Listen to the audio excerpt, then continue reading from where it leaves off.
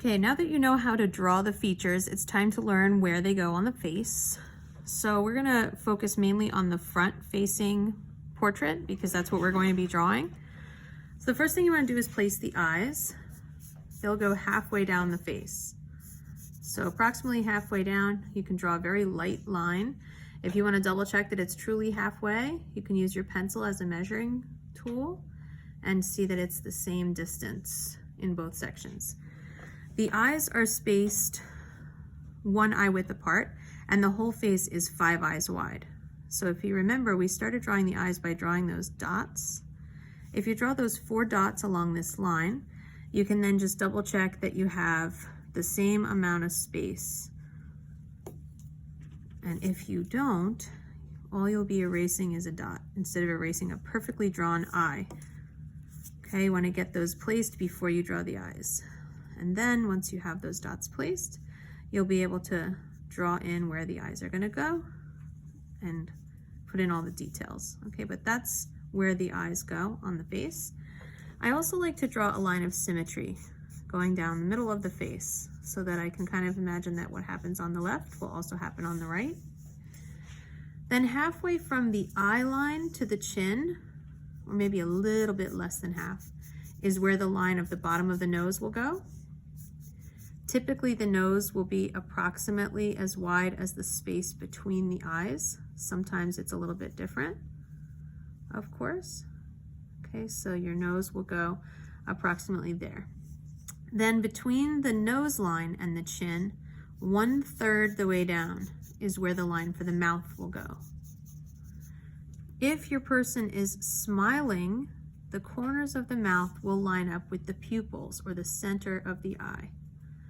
So draw those corners even with the pupil, and then you can draw the shapes for your mouth.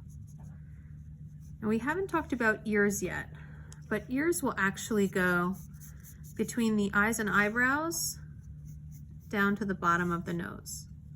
So that's about where your ears will go. They'll all line up with those lines that we've drawn. Okay? Then obviously you have eyebrows and your hairline. And the hairline is made up of individual hairs. So you kind of want to look at your photograph and see how those individual hairs kind of look. Okay, when we're talking neck, the neck is usually at least as wide as the outside of the eyes. Ladies tend to have a more slender neck, with gentlemen having a slightly wider neck. Okay, and the shoulders will be wider if you're drawing a guy, more narrow if you're drawing a young lady. Okay, so that's the facial proportions for the front-facing portrait. I just wanted to show you, in case anyone is going to be doing a different position, how to do those same proportions on a face that's moving in a different direction. So a face that's tilting to the side, you have to tilt your lines. So this would be the eye line now. This would be the nose line. Here's the mouth line. Okay, so the nose will fit into this space. The mouth, even with the pupils, will fit into this space, and ears will go around here. Okay, for a head that's tilting up, we still have our line of symmetry, but now the eye line is going to curve like this. So the eyes will be now on a slant. The nose line will also curve upward. Okay, so the nose will be going on a slant as well the mouth. Okay, so you can imagine why that would be a little more challenging than the first face that we drew. Okay, for the 3/4 face, this line of symmetry is now going to curve. So instead of going straight down the center, it's going to be off to the side. Okay, but you'll still have a straight line for the eyes, the nose, the mouth. Okay? If you have a 3/4 face that is also tilting upward, the line of symmetry is going to curve and the eye line will curve. Nose line will curve and the mouth line will curve.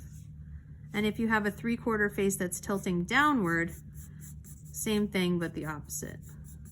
Okay, tilting downward now. So before you draw any face, You always want to start by very lightly putting in those basic lines for setting up the placement of the features and getting the features proportioned with each other.